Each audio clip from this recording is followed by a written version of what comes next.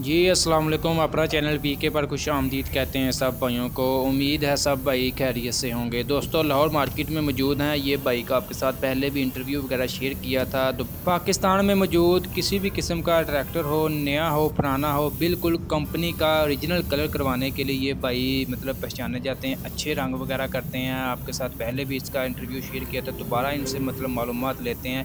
ये अभी जो है पुराना मॉडल को मतलब कलर वगैरह कर रहे हैं। जहां आप कहेंगे वहां भी आ जाएंगे। होम डिलीवरी है, जहां आप बुलाएंगे आ जाएंगे।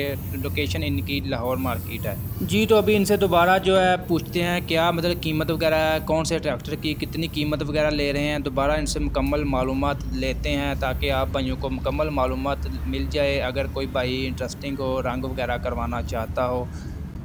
जी अस्सलाम वालेकुम। वालेकुम सलाम भाई की नाम अपना? तनवीर। तनवीर साहब ट्रैक्टर रंग कर रहे हो? हाँ जी रंग करने में। केड़ा मॉडल जी?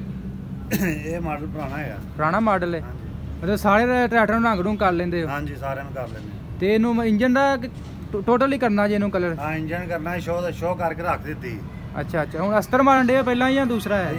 ਇਸ ਤੋਂ ਇਲਾਵਾ ਭਾਈ ਦੱਸੋ ਇਹ ਕਿੰਨਾ ਖਰਚਾ ਲੱਗ ਜਾਂਦਾ ਪੂਰੇ ਟਰੈਕਟਰ ਮੁਕੰਮਲ ਪੇਂਟ ਕਰਾਉਣ ਦਾ? ਇਹ ਫੀਐਡ ਦਾ ਹੈਗਾ ਭਾਈ 40,000 ਰੁਪਏ 45,000 ਲੱਗ ਜਾਂਦਾ ਮੁਕੰਮਲ ਦਾ? ਮੁਕੰਮਲ ਦਾ ਕਲਰ ਵਗੈਰਾ ਤੁਹਾਡਾ ਸਾਰਾ ਕੁਝ ਸਾਡਾ ਹੈਗਾ। ਖਰਚਾ ਜਿੰਨਾ ਵੀ ਹੋਏ ਤੁਹਾਡਾ ਹੀ? हाँ जी ਬਸ ਤੁਸੀਂ ਮਤਲਬ ਗਾਹਕ ਨੇ 40,000 ਰੁਪਇਆ ਤੁਹਾਨੂੰ ਦੇਣਾ? हाँ जी।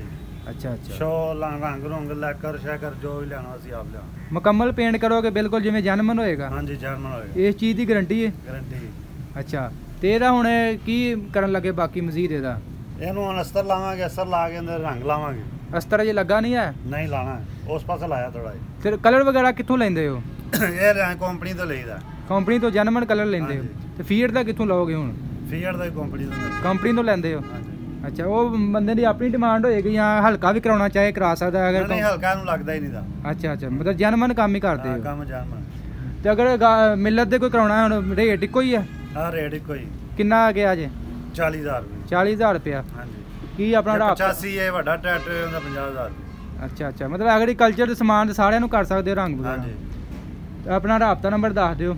0307 4660 187।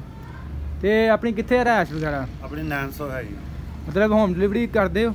ਹਾਂਜੀ। ਜਿੱਥੇ ਬੰਦਾ ਤੁਹਾਨੂੰ ਕਹੇਗਾ ਪਹੁੰਚ ਜਾਓਗੇ? ਹਾਂਜੀ ਪਹੁੰਚ ਜਾਵਾਂਗੇ। ਠੀਕ ਹੋ ਗਿਆ ਜੀ। ਓਕੇ।